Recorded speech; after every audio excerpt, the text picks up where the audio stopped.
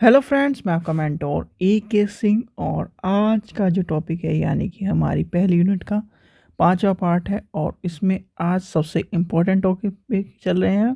जैसे हमारा I L A चल रहा था, एल ए चल रहा था, एफ आई डी चल रहा था, इफ्ला चल रहा था, ए एल ए चल रहा था। ये टॉपिक जो है मोस्ट इम्पॉर्टेंट टॉपिकों में से एक है। चाहे वो आप डी एस एस बी का लाइब्रेरी दे रहे हो, के वी एस का लाइब्रेरी दे रहे हो, एन वी एस का लाइब्रेरी दे रहे हो, ऑल ओवर इंडिया किसी का भी लाइब्रेरी टॉपिक दे रहे हो, तो ये जो टॉपिक्स हैं जो अब कवर हो रहे हैं पहली यूनिट के, थोड़ा सा ज़्यादा ध्यान देने वाले टॉपिक थे, इसलिए मैं थोड़ा धीरे से करा रहा हूँ क्योंकि आगे के टॉपिकों में कुछ नहीं है। सारी एक तरह से बकवास के तौर पर टॉपिक हैं। थोड़े बहुत जो सी सी है, डी डी सी है, वो वाला टॉपिक इंपॉर्टेंट है। नहीं तो तीसरी यूनिट में तो आपका बेसिक्स इन्फॉर्मेशन है कंप्यूटर की।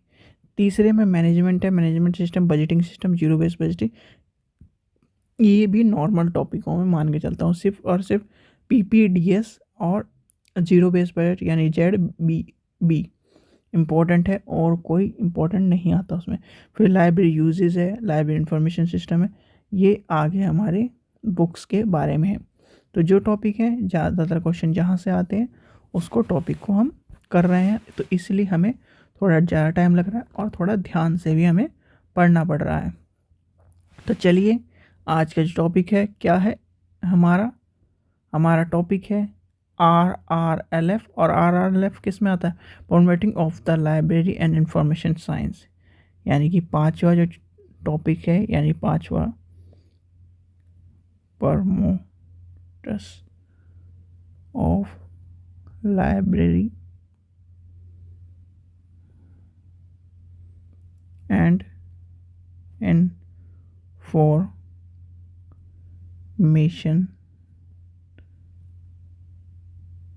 सर्विस। ठीक है, ये है आपका पांचवा टॉपिक। और इसके अंदर जो है यानी पांचवें टॉपिक में फर्स्ट यूनिट के, इसके अंदर हमें पढ़ना है R R L F, Raja Ram Mohan Roy Library Foundation. और ये कहाँ है? कोलकाता। और इसका एक संगठन है जो कहाँ है? मुंबई में। उसके बारे में भी हम कंफ्यूजन दूर कर देंगे कि कहाँ। जो मेन जो संगठन है वो है कोलकाता, उसके बारे में भी पढ़ेंगे। और फिर दूसरा टॉपिक है इंटरनेशनल लेवल ऑफ प्रोशन यूनेस्को, ये पढ़ना है। फिर छठा जो है उसके बारे में पढ़ना है। तो ये है आपका सबसे पहला टॉपिक। हमें जो पढ़ना है आज, क्या पढ़ना है? R R L L F. ठीक है, तो इसके बारे में हमें पढ़ना है। तो सबसे पहला क्वेश्चन आता है, जैसे हमने और सब में किया, तो इसकी फुल फॉर्म, क्योंकि इसकी फुल फॉर्म पूछी जाती है तो आपको पता होना चाहिए। राजा राम मोहन रॉय लाइब्रेरी फाउंडेशन, यानी कि आर आर एल एफ। और बहुत सी जगह आपको ये भी लिखा मिलेगा आर आर एल एफ, तो कंफ्यूज मत होना। राजा, उसमें राजा राम मोहन रॉय, राम मोहन राय एक जगह कन्वर्ट करके एक आर कम कर दिया था, तो आर आर एल एफ हो गया। तो अगर आपको आर आर एल एफ दिखाई दे तब भी उसकी फुल फॉर्म यही है, और ट्रिपल आर एल एफ दिखाई दे तब भी उसकी फुल फॉर्म यही होगी। कन्फ्यूज़न दूर कर लो सब बच्चे। आर आर एल एफ दिखाई दे तब भी आपकी फुल फॉर्म यही है, और ट्रिपल आर एल एफ दिखाई दे तब भी कन्फ्यूज़न दूर करके यही आंसर लगाना कि आर आर एल एफ। ठीक है, क्योंकि बहुत सी बुकों में आपकी ये दे दिया है। किस लिए दे दिया है? क्योंकि राजा राम मोहन रॉय एक जगह दे दिया, राम मोहन रॉय एक जगह है, राजा एक अलग है, फिर राम मोहन राय एक जगह है, लाइब्रेरी एक जगह है, और फाउंडेशन एक जगह है। ठीक है, तो ये समझ में आपका आ गया होगा कि राजा राम मोहन राय लाइब्रेरी फाउंडेशन का फुल फॉर्म क्या है? आर आर एल एफ की। अब आता है आर आर एल एफ का जो ऑर्गेनाइजेशन है वो इस्टेब्लिश कब हुई। ठीक है, चलिए नेक्स्ट पेज पे चलते हैं। आर आर एल एफ की सबसे पहली बात है, जो राजा राम मोहन राय थे वो कौन थे? कोई बता सकता है राजा राम मोहन राय कौन थे? भाई राजा राम मोहन राय के उपलक्ष्य में ही, यानी कि उनके जो 2000वां जन्मदिन था, सॉरी 2000 बोला, 200वां जन्मदिन था, उसके उपलक्ष्य में ही राजा राम मोहन राय लाइब्रेरी फाउंडेशन की क्या करा गया, उसका जन्म तिथि के रूप में मनाया गया। तो यानी कि हिंदी में भी लिख देता हूँ, राजा राम मोहन रॉय लाइब्रेरी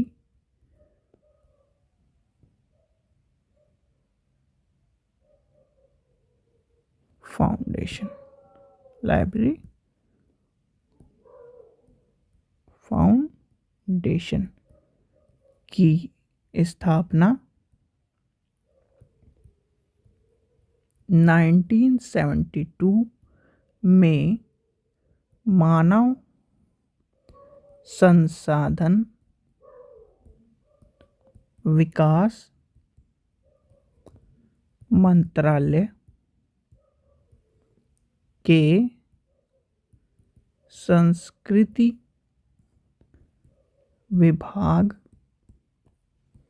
के तहत भारत सरकार द्वारा राजा राम मोहन रॉय की स्मृति यानी कि याद में 200वें जन्म दिन पर की गई। ठीक है, ये क्वेश्चन पूछा गया है तो आप इसका ध्यान रखना। ठीक है, कब की गई, ये आपका ये डेट। ठीक है, चलिए अब आगे चलते हैं, अपना पेन दोबारा ले लेते हैं। तो अब आता है इसका जो फाउंडेशन, आपको पता लगा 2000 में हुई, 200वें जन्मदिन पे हुई, और इसका कल्याण क्या है, जिसमें अपने सारे जीवन प्रौढ़ और शिक्षा के समाज के कल्याण में लगा दिया। किन्होंने, राजा राम मोहन राय ने। तो राजा राम मोहन राय लाइब्रेरी कहाँ पर है, कोलकाता में स्थित है। अब आती है, ये कलकत्ता में स्थित है। और ये क्या है, किस में आती है, इसकी स्थापना मानव विकास संस्थान यानी कि मानव संसाधन विकास से जुड़ा हुआ है। ठीक है, इसके अध्यक्ष कौन होते हैं, अध्यक्ष पूछा जाता है आपसे। अध्यक्ष होते हैं इसके मानव संसाधन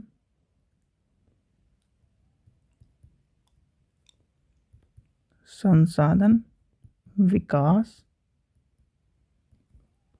मंत्री या उसके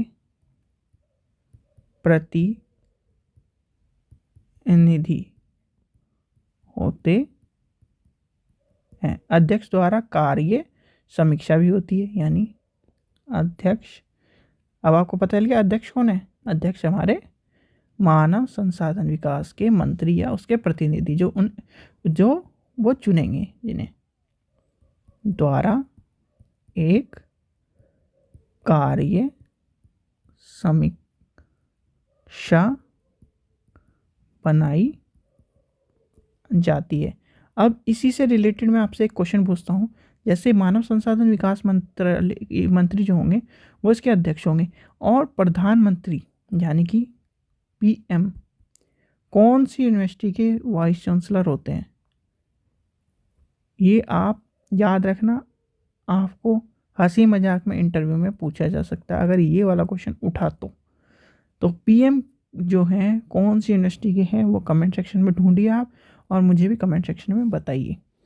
चलिए अब आगे आती है इसकी बात, यानी कि इसकी प्रसिद्धि आपको समझ में, अध्यक्ष आपको समझ में आ गया, और ये सब चीज़ें। अब इसमें जब अध्यक्ष समझ में आ गया, फिर आती है नेक्स्ट पॉइंट हम लिखते हैं। नेक्स्ट पॉइंट लिखते हुए समझिए, जिसमें इसके साथ साथ आपको, अगर वो जैसे अध्यक्ष कौन बन रहा है, उसका डिसाइड कौन है? मानव संसाधन विकास मंत्रालय, यानी मंत्री जो करेंगे। और इसमें कौन होंगे? जो अलग से जो मेंबर्स होंगे वो होंगे जिसमें संपूर्ण समीक्षा करने वाले जो होंगे प्रसिद्ध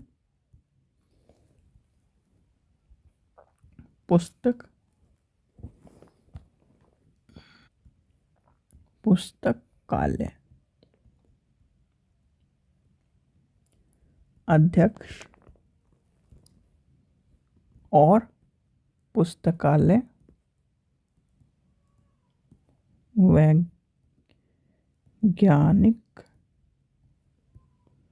राष्ट्रीय पुस्तक न्यास एवं पुस्तकालय संकाय। संकाय पता है आपको क्या होता है? डिपार्टमेंट। जैसे यूनिवर्सिटी में होता है डिपार्टमेंट, सॉरी क्या यूनिवर्सिटी में क्या होती है? Faculty, department. ऐसे कहा जाता है कि department of science, department of education, department faculty of education, faculty को कहते हैं संकाय। तो फैकल्टी ऑफ एजुकेशन। और कॉलेज में क्या आता है? डिपार्टमेंट। याद रखना, इंपॉर्टेंट क्वेश्चन है। के प्रतिनिधि सदस्य, ठीक है, सदस्य है। और एक पूर्वकालीन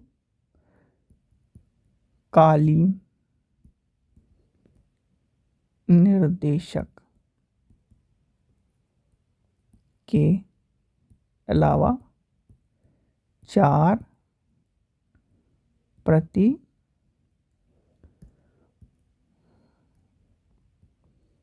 प्रतिष्ठित पुस्तकालय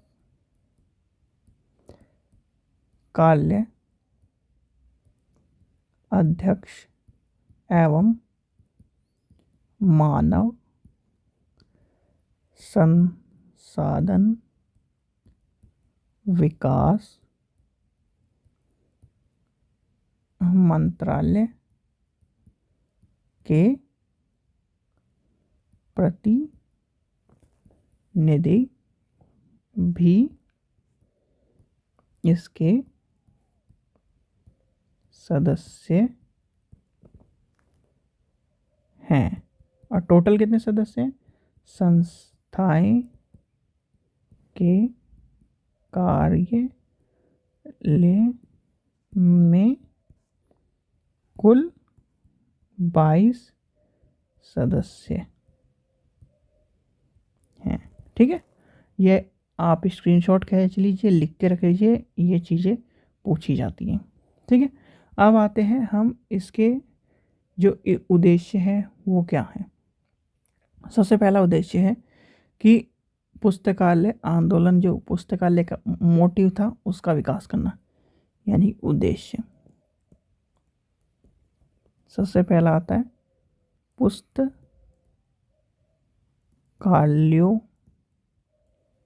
का विकास। और क्या उद्देश्य होगा भाई? सब जितने भी सभी चीज़ें यानी कि इंडिया से जुड़ी हुई, चाहे कहीं भी से जुड़ी हो, उसमें एक ही चीज़ आएगी, पुस्तकालय का विकास।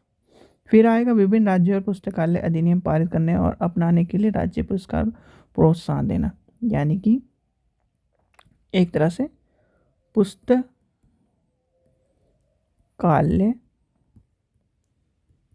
अधिनियम को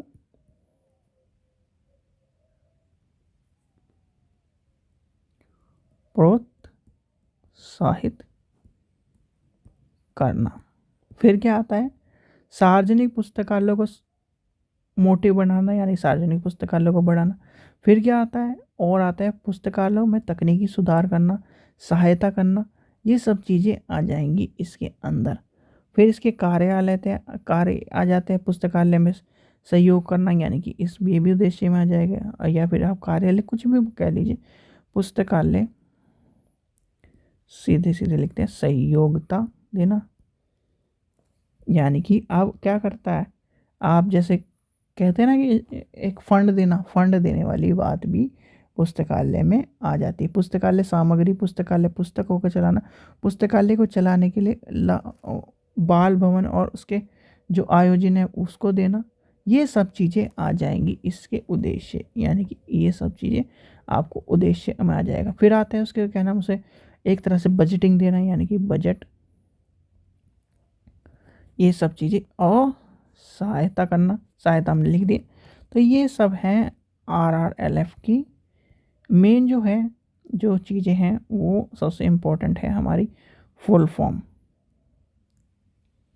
देखिए फुल फॉर्म इम्पोर्टेंट है, और फुल फॉर्म आपको दोनों बता दी मैंने कि कैसे कैसे हैं, ठीक है।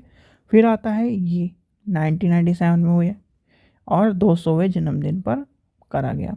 फिर क्या आता है, कोलकाता में स्थित है और किसके अंडर है, ये वाला क्वेश्चन इम्पोर्टेंट है, इम्पोर्टेंट इम्पोर्टेंट इम्पोर्टेंट, जिसे इम्पोर्टेंट कहते हैं। RRLF का पूछा गया और बच्चों ने RRLF, क्योंकि उसमें था मानव विकास संसाधन, ये मानव संसाधन विकास, और बच्चों ने सोचा कि वो कैसे आ जाएगा, संस्कृति डिपार्टमेंट कैसे आ जाएगा। भाई लाइब्रेरी संस्कृति डिपार्टमेंट के अंदर आती है, याद रखना, ठीक है। संस्कृति डिपार्टमेंट के अंदर लाइब्रेरी आती है, आती है, आती है, कभी भी भूलना मत। संस्कृति डिपार्टमेंट के अंदर ही लाइब्रेरी एसोसिएशन है, और लाइब्रेरी अंडर आएगी संस्कृति डिपार्टमेंट। संस्कृति और कल्चर डिपार्टमेंट जो है आपका है, उसी के अंडर में लाइब्रेरी आती है, ठीक है। चलिए फिर ये सब हमारा आ गया 22 सदस्य का, ध्यान रखना 22 सदस्य क्वेश्चन पूछा गया। फिर आपका उद्देश्य है, नॉर्मल से उद्देश्य है, ये सब चीज़ें इम्पोर्टेंट है, ठीक है।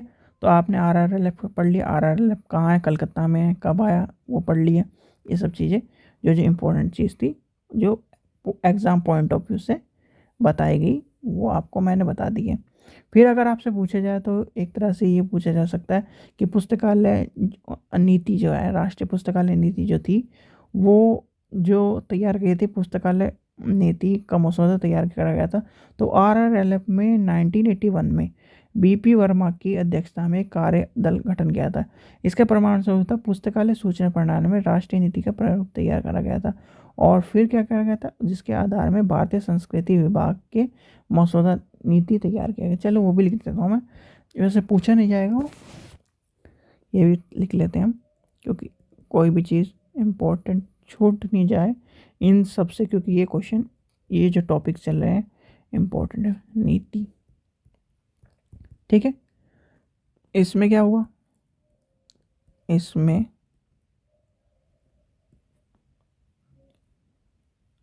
1981 में डॉक्टर BP वर्मा की अध्यक्षता में राष्ट्रीय पुस्तकालय नीति का मसौदा तैयार करा गया, ठीक है। इसके अध्यक्ष दल का, यानी अध्यक्ष दल का मसौदा तैयार किया गया। फिर आता है अध्यक्ष दल का, जब इसमें इसके प्रमाण स्वरूप क्या हुआ, 1983 में इसके परिणाम स्वरूप 1983 में पुस्तकालय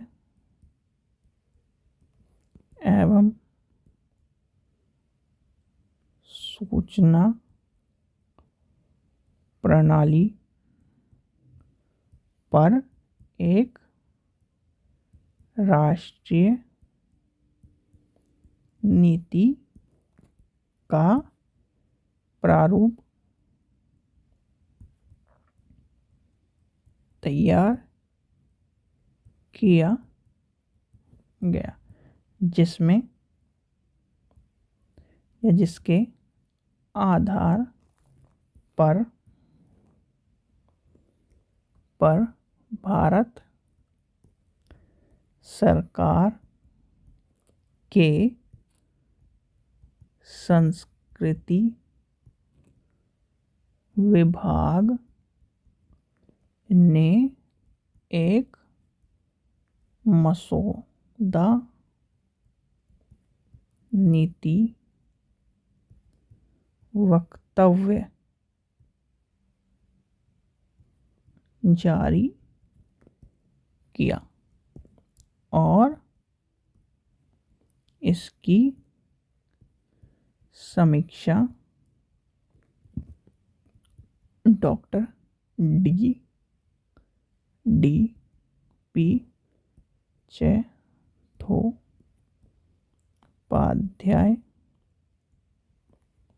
की अध्यक्षता में हुई। फिर आता है 1986 में अपनी सिफारिश प्रस्तुत करें जिसके मानव संसाधन विकास मंत्रालय द्वारा विचार किया गया और एक समिति का गठन किया गया जिसकी सिफारिश का विचार सरकार का विचाराधीन था। यानी कि उसे भी लिख लेती, जिसने 1986 में अपनी सिफारिश प्रस्तुत की जिस पर मानव संसाधन विकास मंत्रालय द्वारा विचार करने के लिए एक समिति का गठन किया गया और उसकी सिफारिश से सरकार के विचाराधीन है। ठीक है, तो ये आपको समझना था, जो इम्पोर्टेंट था ये आपको मैंने बता दिया। बस ये इम्पोर्टेंट था और कुछ इम्पोर्टेंट नहीं है। आपको जितना था सारा इम्पोर्टेंट ही RRLF के बारे में बता दिया है। ठीक है बच्चों, जो और क्वेश्चन है, क्वेश्चन आपको मैराथन रितु मैडम करा ही रही है, उन्हें क्वेश्चनों को देखते रहिए। थ्योरी यहाँ पे पढ़ लीजिए, सब चीज़ इम्पोर्टेंट है। और थ्योरी, जब थ्योरी और आपके क्वेश्चन होते रहेंगे और क्वेश्चन अगर यहाँ से मिल रहे हैं, जैसे कि रितु मैडम करा रही क्वेश्चन, आपको कहीं और से बुक भी मिल रही है, बुक में भी क्वेश्चन है, चाहे वो A to Z किसी भी लाइब्रेरी के पेपर का हो।